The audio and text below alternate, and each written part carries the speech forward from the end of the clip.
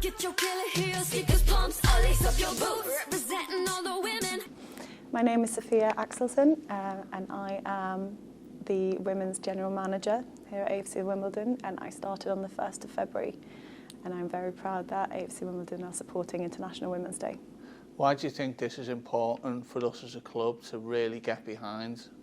I think it's about visibility. It's about highlighting the women in and around football as well. And the focus doesn't always shine on them, so I think that's important.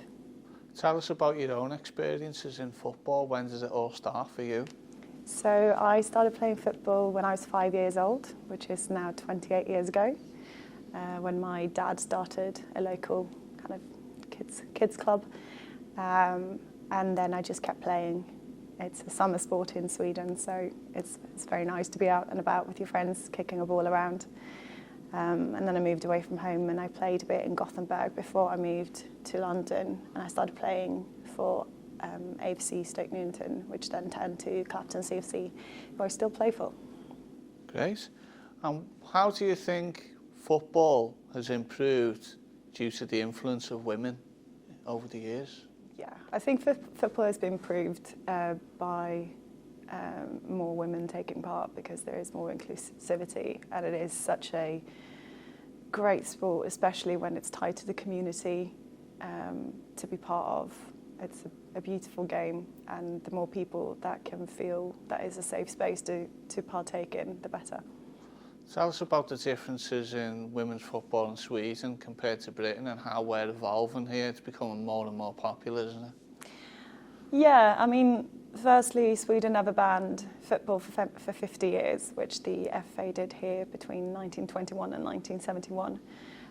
So football in the UK, women's football in the UK is still catching up, and it still has a lot of catching up to do.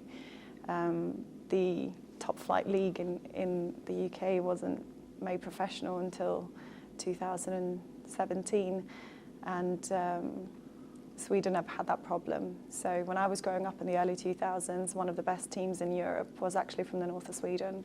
They won 2 Champions Leagues, and had huge crowds come and follow them on their journey, and the games were on TV and everything like that. And I feel like it's not really been until the hugely popular 2019 World Cup, Women's World Cup, that the UK has really started catching up. We can now watch football, women's football on TV, and you can see that the crowds and the audience has grown as well. What do you see here at AFC Wimbledon? Does it encapsulate all that you're talking about in terms of trying to appeal to not just men, but groups, families and women as well?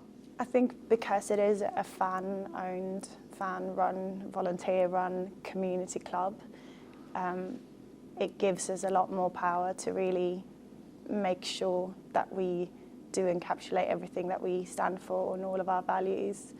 It's not just men. It's not just football crazy boys. You have everyone in a community, and everyone should feel welcome in the local football club as well. And share a moment or a person from your past, perhaps from your childhood or later, who's really inspired you to be involved in football. That would have to be my dad. He spoke a lot about football when I was growing up, and he is also the reason why I support the teams I do. And he's also always volunteered himself for various football teams, sports teams, table tennis, whatever it might be. And has just been a really involved parent and very supportive. And I think that's something that's really inspired me to follow my dreams in sport as well. That's great to hear. Thanks for joining us, Sophie. Get your killer heels, sneakers, pumps, all lace up your boots, representing all the women.